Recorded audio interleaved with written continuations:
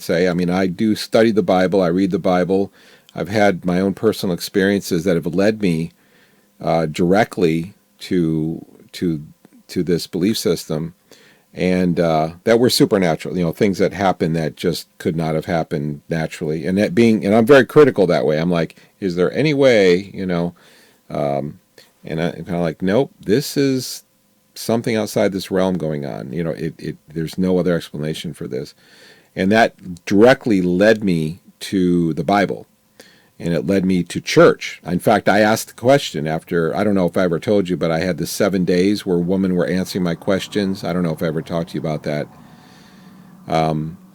Yeah, I mean, I was very briefly, what happened with me is I was very depressed throughout high school because of my amalgam fillings and some difficulties at home. I was, yeah, it's a long story, but I was in the foster system for a long time, and then transferred and stuff. So anyway, that probably contributed because that was at the very early stages. But anyway, so difficulties at home and amalgam fillings, which were emanating mercury. I later realized when they came out that all those horrible feelings went away, but I was just, and I was very good at hiding it. I didn't show people how absolutely depressed and miserable I was at school when I was growing up. You know, I learned at an early age to hide my feelings and be very good at it. And so I did. So what happened is I would just kind of was reaching a point of the end where I was just like, you know, the pain, the emotional pain that I've been through, and mercury causes that. A lot of people don't believe that until they go through it. And today, mercury is so ubiquitous in the you know, it doesn't matter if you get amalgam fillings out, you may not probably recover very much because you're breathing. I mean, I feel like I have my amalgams in on many days when they hit us hard. And so does Laura. We both have that. So anyway, but what happened with me is I was basically just not wanting to live anymore, and I wanted just to escape all the pain that I'd lived in all my life. And I'm like, what is the point of all this? Just why would I want to do this? So I was laying in bed. I'll never forget. I was in I lived in Pasco County, Florida, and I grew up in Florida, and I was in this little apartment that I had, and I laid in bed in the quiet of my room before I went to bed, and I said, you know, I don't know why I'm here, but if there's a God, then you must be able to hear me, so I'm going to ask you some questions. And so I asked 3 questions. I just put it out there. And the next day I was going to work, so I was also going to school at the time. But anyway, some women, 2 women, a woman and her mother, and they were up in age, much older than I was. I was in my 20s. Had just moved into the end apartment, and so I never had any conversation or anything with them. So that night I'd asked 3 questions, and I walked to go to go to work, and then as I come home, they're sitting out front on their porch because I have to pass their apartment to get to mine, and they start talking to me, and they started getting into religious stuff. You know, to me, I was just like, oh, it's religious stuff. So, and I was always very polite, you know, and very nice. Oh, okay. And I'd let them talk and, you know, say their stuff. And okay, you know, had a nice conversation. I was very shy and withdrawn, so other people would do most of the talking. So the next day, the same thing happened. I went to bed, and before I went to sleep, I asked God 3 questions. I said, if you're out there, if you're God, you must be able to hear me. I went to work, came home. The women were sitting out front. They talked to me for a little while, and I was polite and listened to them, and then I went. This happened a third night. So the third night, I asked 3 more questions. So now we're up to 9 questions. I went to work, came home, walked past, and they started talking to me like they always do. And they liked talking about their religion, about the Bible and Christ and all of this stuff. And I was being polite. And in the middle of her conversation on the third evening when I was headed home, I realized that everything that she was saying was an answer to the questions I'd asked the night before. And so my head started going, wait a minute, what about yesterday? And I realized that she had answered my questions that I asked the night before yesterday. And then the day before, on the first night, she had answered the questions I asked the night before. She had directly answered the questions in her conversation.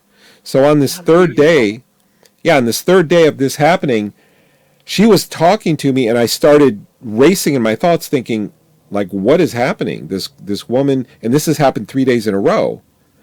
So I was polite and let her talk, and I said, I just want to share something with you, and I know this is going to sound really, really weird, but, and I thought when I was going to say this to her, I thought she'd go, oh my gosh, that's a big deal, because I was like thinking, this is a big deal. You know, how can you guys know my questions? I mean, you know, this is just, to me, I was just like, there is, being a very logical person, I'm like, there is no way this could have happened. These are 9 questions they answered, and I realized that they answered them in the same order. They were like right smack in the beginning of the conversation, it seemed like. It was just boom, boom, boom, and then other stuff. Boom, boom, boom. All 3 days. And I'm just like, okay. I'm kind of like, you know, anyway, so I told her, I told her and her mother, and I'm like, I just want to tell you that I've been asking questions about God at night, and the last 2 days and today, you actually are answering the very same questions what I'm asking.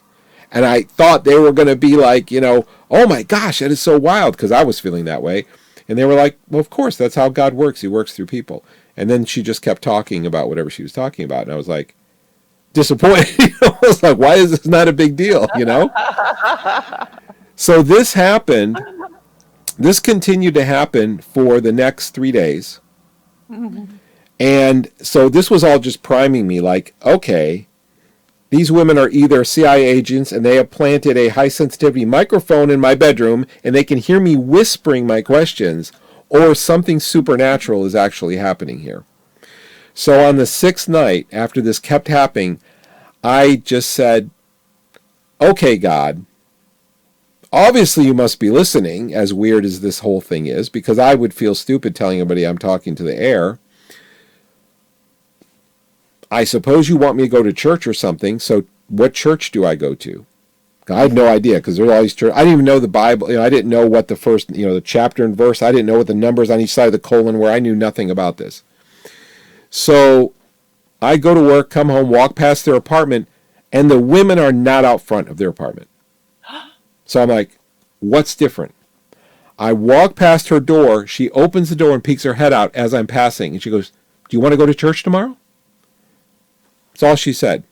And I'm thinking immediately, I was like, what did I say the night before? What church did I go to? And that's all she's asked. No conversation, no questions answered. Just, do you want to go? And that's one of those moments where I was just like, I saw a crossroads. I'm like, you can either fearfully and get into your shyness, because I was a very shy person, you know, or I can take her up on her offer. And I'm like, if I don't take her up, I'm going to regret this for the rest of my life. I need to know what's going on here. And that's how it started for me. Okay. There were other things that happened, you know, very similar to that, even some more wild. But that was where it started. So they said, yes, this is the church we go to. You want to go? I'm like, okay, I'll go. Okay. And then I went, and everything, you know, then life started coming together. I was like, began to understand so much, and I was serious about studying and learning, and they gave me lessons and stuff like that. So that's how it all started for me. It was wild. Yeah. Beautiful. That's a beautiful story. Thank you for sharing that. Oh, certainly. Yeah. There was there's one thing I don't share with people because it was just too wild.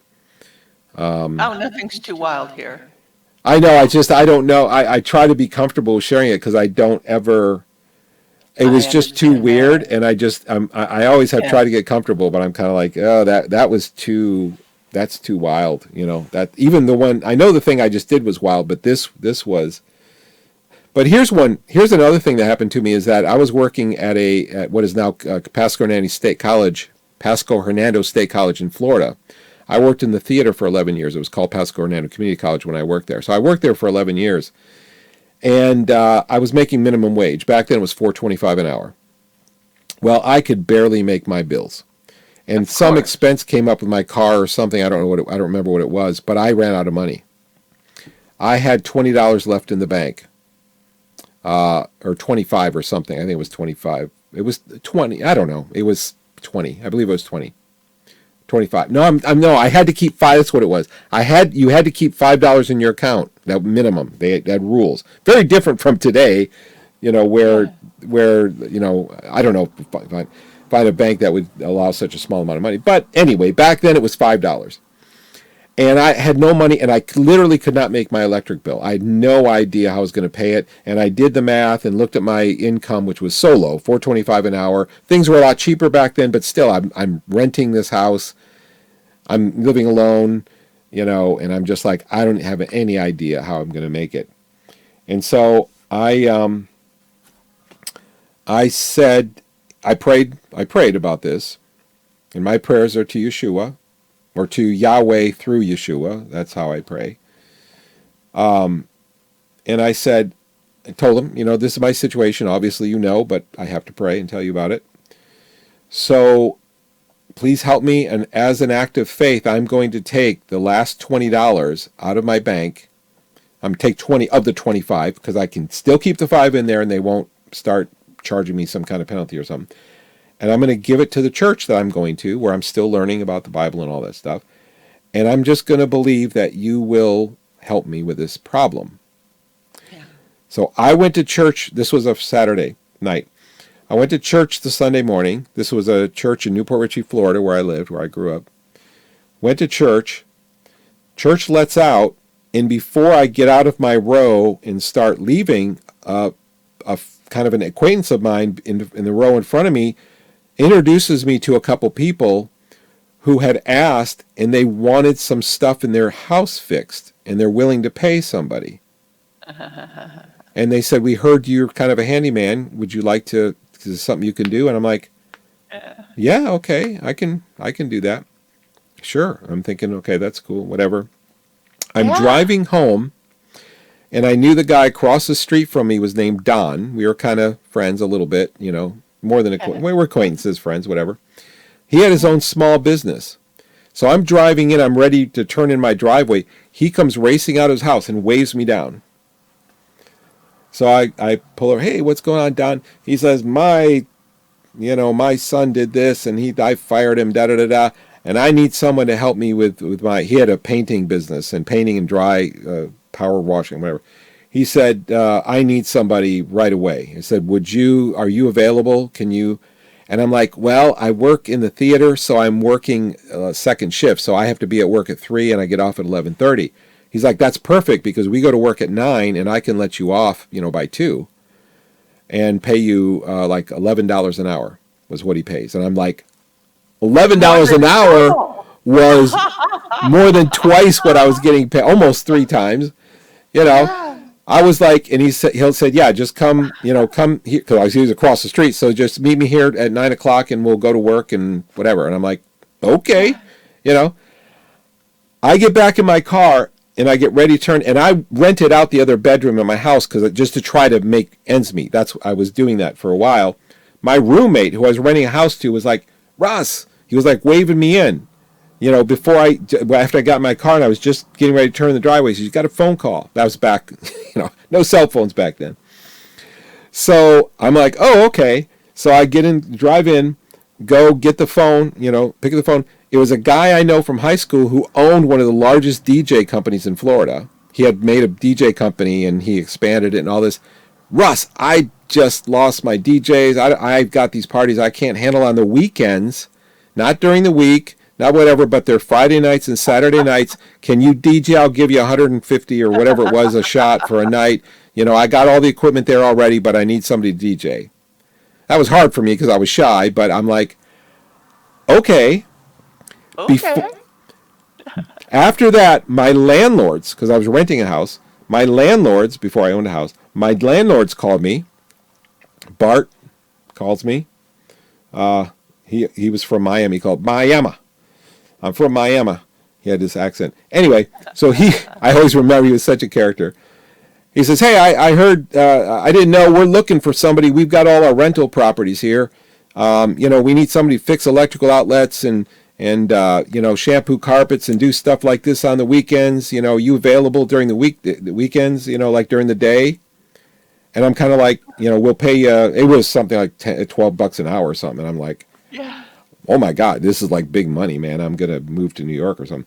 So I'm like, yeah, okay, sure. We'll, da da da. And then before the day was over, a little while later, I got a phone call from someone else offering me a job. I actually don't remember right now what it was. And I had to turn him down because now I was working from 3 to 11 Yeah. at the college, right? That was my regular 4.25 an hour. I was working from 9 to 2 with Don, making $11 an hour. I was working Friday and Saturday night, or most Friday and Saturday nights, doing DJs, making $150 an hour at those gigs, which was a lot of money at that time.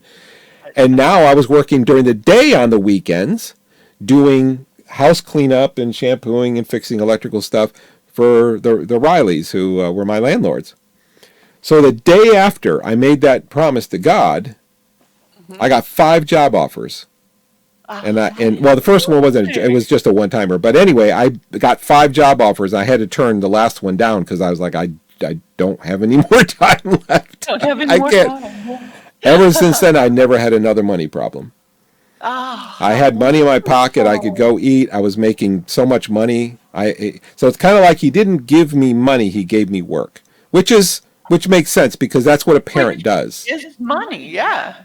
Yeah. But Yeah. it's not like money fell out of the sky, but it's kind of like, yeah, I will give you money, but you will work for it. You got to learn the ethics of work and you've got to learn. And I'm like, okay, I'm fine with that. I'm great with that. So that was one thing that happened to me that I'll never forget. So all in one day, 5 Wow, job offers.